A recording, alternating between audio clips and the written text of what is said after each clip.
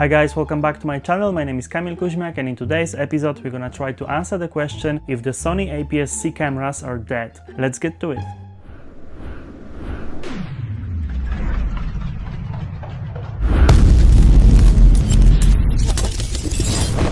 Okay guys, so as some of you probably already know, my main camera is the Sony a6500 and I have it for like 5 years now, and I would really want to upgrade for something better. However, it is a very difficult choice to make at the moment because my favorite camera system is APS-C. So the main reason why APS-C is my favorite camera system is because my all-time favorite lens is the legendary Sigma 18-35 1.8. And I love this lens so much because it's so versatile. The only other lens I use is the Sigma 56mm 1.4, the one that's dedicated for the APS-C bodies. And the camera I'm using at the moment to shoot this vlog, it's my secondary camera. It belongs to my girlfriend and it's the Sony ZV-1 and it's also very handy. However, when it comes to like a real videography work, I always go for my a6500 and the Sigma 18-35. And also, if you watch my channel, you're probably aware that I'm shooting with iPhone as well. So the problem is that for some time now, the Sony APS-C system wasn't really upgraded. So since the Sony a6500 came out, we didn't have much innovation in the APS-C system. We had cameras like Sony a6400, a6600, we also had that Sony ZV-E10 body with the flip out screen. In terms of the quality and slow motion and codecs, we don't really see any significant change, but on the other hand, if we look at the full frame camera systems, we get 10 beats, we get 120 frames per second in 4K, we get a lot of fantastic specifications. And you can say the same about Micro Four Thirds cameras like Panasonic. They have quite good specification. However, for me personally, Micro Four Thirds, it's a little bit too small of a sensor. Obviously, I know that with the speed booster you can get a better depth of field. However, for me, the APS-C is an absolute sweet spot. The sensor is large enough for you to get a nice depth of field, nice blurry background. The low light performance is very decent. It's usually quite high resolution sensor, so the quality is there. However, it's a little bit smaller than full frame, so it's also good for macro shots. If you do product photography, I do a lot of videos about wristwatches, so it's important for me to have like a very nice macro. So when I use Sigma 18-35, it has quite short focusing distance, but also I can crop the sensor a little bit more and I can get that Micro Four Thirds closer look at the object if I want, if I need to. However, if I would like to have more of that full frame aesthetics, I could go for a Metabone speed booster and put some full frame DSLR glass on this body. Then I would get more shallow depth of field, of course. So when you use APS-C, it's like the best of both worlds, to be honest. Also, as I said before, I love this Sigma 18-35. I can't stress that enough, guys. This lens is so versatile. You can take a nice wide angle landscape shot with 18mm. If you go to 35mm, you can take a nice portrait. It would be equivalent of 50mm on full frame. If you crop the sensor a little bit, you can get a very close macro shot. Even though it is a zoom lens, it's so sharp that you can compare it with some of the prime lenses. Also, it has the internal zoom, so when you are zooming in and zooming out, the lens it's not extending at all. So if you put it on the gimbal and you balance the gimbal and you change the zoom, the center of gravity won't change that drastically. The only problem I have with the Sony APS-C camera is that there is no slow motion, to be honest. I mean, I know that you have 120 FPS in 1080p and you have 60 FPS in 1080p. What is the problem with 1080p from this camera? There is nothing wrong in 1080p in general if you have some camera that shoots only up to 1080p and you have a very nice crisp full sensor readout 1080p in slow motion. You can upscale it to 4K and it's gonna be good. It's not gonna be as sharp as 4K, but it's gonna be fully usable. If the camera has some beautiful sensor with some great dynamic range, like some of the Arri Alexa cinema cameras or something, they shoot in 1080p and it's very delicious 1080p. There is a difference between 1080p coming from a smartphone or a GoPro, 1080p coming from the APS-C camera, and 1080p coming from some very professional cinema camera. However, slow motion 1080p from Sony APS-C camera is very bad. The reason being is that there is a lot of compromise. So basically when you shoot 120 fps, it's not a full sensor readout, the sensor is cropped. So you don't get that APS-C shallow depth of field. It's a little bit close to like micro four thirds. Then when you shoot 60 fps with Sony a6500, it is a full sensor readout, so you get the full APS-C sensor. However, it has some sort of a line skipping. So line skipping is this optimization in the camera that it pretty much removes every other line of pixels when it's processing the image, and then it replaces that every other line of pixels with like a copy of the line of pixels above, and that results in a very bad mushy quality. It looks a little bit like it's not sharp. There is a bad Moire effect. I never know how to properly pronounce this word. You know, Moire is this effect when you are wearing a shirt with like a very fine print, you get this strange line moving across the image. And when you shoot 1080p 60 frames per second with this camera, because of that line skipping, that Moire effect is ultra prominent. Also, everything you shoot, it looks like it's pixelated. To be honest, the 1080p 60 fps from this camera looks much worse than 1080p 120 fps, even though 120 fps is cropped. Because the cropped 120 fps doesn't have that line skipping, it just looks a little bit better. Obviously on paper, when you shoot in 1080p 60 fps, you have better aesthetics because you get the full sensor readouts, so you get more of that shallow depth of field. However, the quality is so mushy, so pixelated, that in my opinion it looks less pleasant than an iPhone. So I will show you a little comparison between 1080p 60 fps from Sony a6500 and 60 fps 4K from iPhone, so you can see side-by-side difference, and in my opinion you are better off shooting with the iPhone if you want to shoot slow motion with this camera. And for many years when I was filming my projects, I was filming all the talking sequences, all the singing sequences. I was shooting it in the 4K 24 frames per second. And whenever I was shooting B-roll, something dynamic, I was shooting in 120 fps 1080p. And I always tried to match the footage in post-production, and it was a little bit difficult, to be honest, because the 4K was so beautiful and sharp that the 1080p slow motion footage looked so much worse. The overall aesthetics of the video was not even for the first couple of years.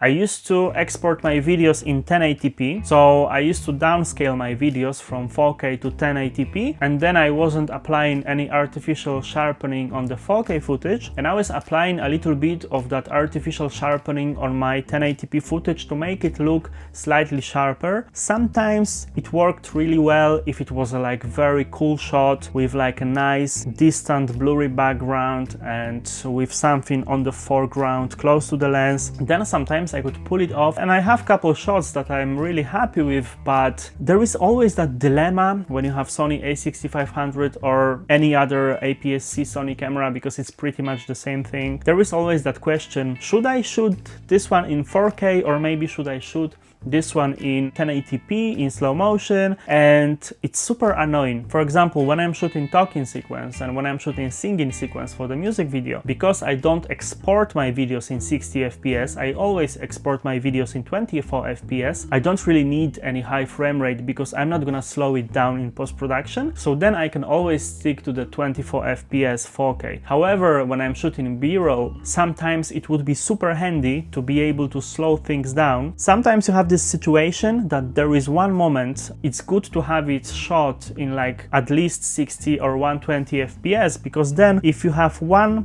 good second of stable sharp footage, you can slow it down 2 times and you have 2 seconds. If you shoot in 60 FPS and render the video to 24 FPS, you can slow the footage down 40%, so you get like 2.4 seconds from that. If you shoot in 120 FPS and you have like 1 decent sharp second of some great situation, you can slow it down and you can make it 5 seconds. So then even if you capture the situation for just a split second, you have clip that is long enough and smooth enough and stable enough to put it in the video. So that's why I'm always annoyed that I need to make this choice. And for the last couple of years I stopped shooting in 1080p slow motion entirely because I was so unhappy with how the quality looks like that I decided to just forget about slow motion. Slow motion doesn't exist for me. I will shoot everything in 24 FPS. For some projects I can get away with it. For instance, when I'm shooting videos about wristwatches and it's mostly like macro product videography, sometimes I'm shooting in 4K 30 FPS because in the Sony a6500 camera,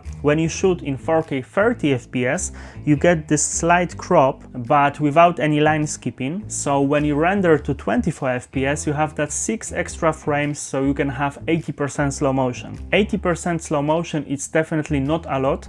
However, if you shoot something in the macro scale and for instance you are spinning the watch on the Lazy Susan or something, you have this motion in the shot. If you shoot that in 30 FPS and slow it down to 80%, you can smooth the motion a little bit. So if the motion is a little bit jerky, you can smooth it out. However, if I was able to have the same specification like Sony a7S III and be able to shoot 4K 120 FPS 10-bit color, I could crank my aperture light up to compensate for that high frame rate, still get perfect quality. Even if I had the most chaotic movement, if I would slow it down 5 times, it would look very, very good. So not having a very nice and sharp slow motion, it's actually slowing me down, making my job much more difficult. Recently, I've shot music video that heavily rely on slow motion, so I decided that I can't shoot it with my camera because my camera has a very bad looking slow motion, so I need to rent out Sony a7S III, and that's what I did. I rent the Sony a7S III with 2G master lenses. I love the camera, the codec is fantastic, you barely can see any compression, it's so sharp. When you shoot 120 FPS 4K with Sony a7S III, you don't see any crop, you don't see any moire, you don't see any pixelated image. It looks as good as the 4K 24 FPS. The only difference is that you get less light because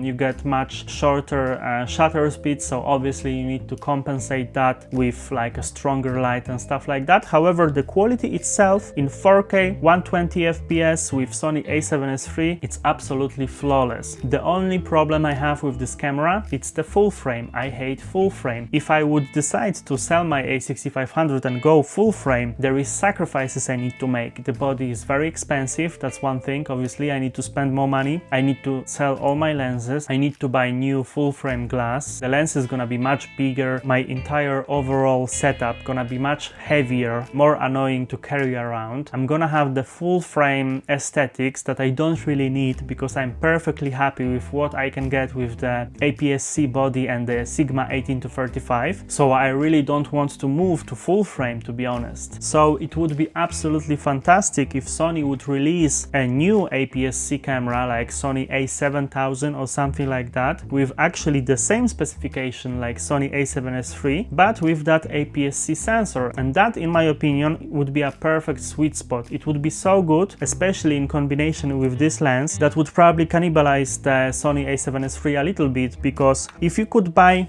a camera like that with the same specification like full frame Sony a7S III for like $2,500 or something like that, it would be so much better deal, it would be so much better quality to convenience to price ratio. You would have a tough sell to convince yourself that you really need to go full frame. So I think that may be one of the reasons why Sony won't let you have the slow motion in the APS-C cameras. And the only alternative I found is that I would have to buy the Fujifilm Fujifilm X-T4, and Fujifilm X-T4, it's a great camera. I love the specification, I love how it looks because it has that aesthetics of an old analog camera, and I love analog cameras, so that would be like a perfect looking camera for me. But apart of that, it has 4K 60 frames per second, and it has 10-bit codec, which is great as well. It has dual card recording, which I would like to have as well, and you never have it in the APS-C bodies, only in the full frame bodies. That's another thing I would like to have because I always care a lot about my backup. I always transfer the files from the card to the laptop, then from the laptop to two separate hard drives, and then I upload the footage from the laptop to iCloud. I always make sure that my footage is in like 3 places, so it's like on the card, on the laptop, and on the drive, and then it's on the laptop, on the drive, and in the cloud, for example. That's my number one rule. If the broken SD card will result in you losing the full day of shooting, expenses of that can be really high. It's not only your full day of work, it's some other people work. Sometimes there is hairdresser on set, there is makeup artist, the talent who hired you gonna hate you for that. So losing the footage because of the SD card being broken is the last thing you wanna have. So it's actually super great to have dual card recording. So that's another thing I really like in the Fujifilm X-T4. Fujifilm X-T4 doesn't have the 4K 120 FPS, but you have 4K 60 FPS. It wouldn't be as good as 120 FPS, but it would be good enough. The problem is that I don't really want to change my system. I'm so deep in the Sony system. I love Sony cameras. I'm using the a6500. I have all the lenses. I'm using this Sony ZV-1 as my secondary camera, and I love how easy it is to mix the footage from ZV-1 with the footage from a6500. If I would go for the Fujifilm X-T4, I would have to sell this camera, sell all my lenses, learn how to work with the Fujifilm color science, which is actually pretty good. I watched some vlog made by 2 very experienced DOPs, and they said that the color science you have in the Fujifilm X-T4 and X-T3 is actually very close to the color science that you have in the real cinema cameras like ARRI or RED and stuff like that. So it is a really great camera. The thing is, I really don't want to change the system. It's too much headache. I want to stick with Sony. The problem is Sony doesn't want to make camera for me. It looks like Sony gave up on the APS-C system. They don't want to give you very good specification in the APS-C system. I don't know why. Why is the reason for that? Because I think for videographers, APS-C is more than enough. You don't really need full frame. There is nothing superior about full frame. Full frame is great for photographers. If you shoot fashion shoots and stuff like that, full frame is the way to go, and maybe even like medium format if you want to be like really professional fashion photographer. For videos, the Super 35 APS-C frame, it's more than enough. There is a lot of Hollywood movies, great movies, shot on the APS-C size sensor. The thing is, when you shoot with the APS-C camera and it's a full sensor readout, you actually get a similar depth of field like the Super 35 film. So to be honest, if it's good enough for Quentin Tarantino, it's more than enough for you, and you don't really need the full frame for your videos. Obviously, there is nothing wrong shooting full frame. You can get even wider shots with your wide lenses and stuff like that. You can get even more blurry background, but to be honest, sometimes you don't really need that much of a shallow depth of field, because then if your character is in that blurry, unidentified space, you can't really tell the story. Sometimes you need to close the aperture a little bit to still maintain the nice aesthetics but show more of the actual surroundings. So you don't really need the most extreme depth of field when you make nice videos. You need to have decent one, of course, because you will always spot a difference with movie shot on the phone and movie shot with the camera. However, as I said many times throughout this video, APS-C more than enough for most of the filmmakers, in my opinion, especially with this lens. I can't tell you enough good words about this lens because I love it so much. So even if Sony would give us at least the 4K 60 frames per second in 10-bit full sensor readout without any cropping in slow motion, I would be so happy to swap my camera for that. And I think if you consider that majority of the phones nowadays, even the budget phones, will give you 4K 60 frames per second, it's a little bit sad that you have this great and powerful APS-C camera and you don't have any decent and sharp slow motion. It's a little bit of a bummer. So I think it's about time for them to make that upgrade. Ideally, it would be great if they gave us exactly the same specification like Sony A7S III, but in that more compact, smaller body with the smaller sensor, 4K 120 FPS, 10-bit full sensor readout.